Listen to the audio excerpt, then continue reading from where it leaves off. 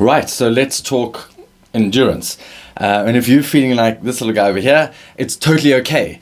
There are times throughout the 6 months where I have really struggled. There are times when I've felt very depressed and I've battled to get up again. I've battled to try and put my energy back together again. And energy is so contagious. And at times I've spent too much time over social media and I've kind of absorbed some of the energy and the noise from people around me, as I mentioned in the last video, is it's easy to do that. And when the noise gets on top of us, it's very difficult for us to try and tap into that thing that is us and endurance. And I guess part of that is, do we have a reason to endure?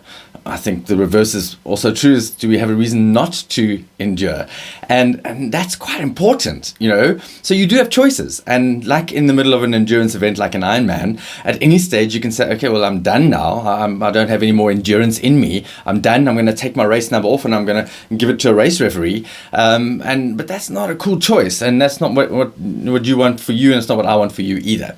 So I've studied endurance over the last 10 years of my life in terms of all the events I've done and Ironman events, and working a lot with myself and figuring out how I can become better at hanging in there, being more resilient, understanding how to do ultra long things, endurance things, and then obviously the 4 years through cancer.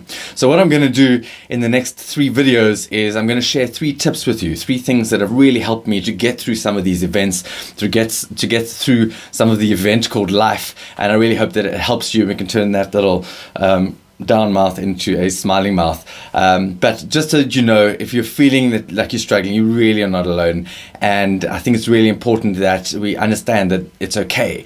It's okay to have moments where we're feeling that life is on top of us. It's what we do next that really, really counts. So see you in the next video.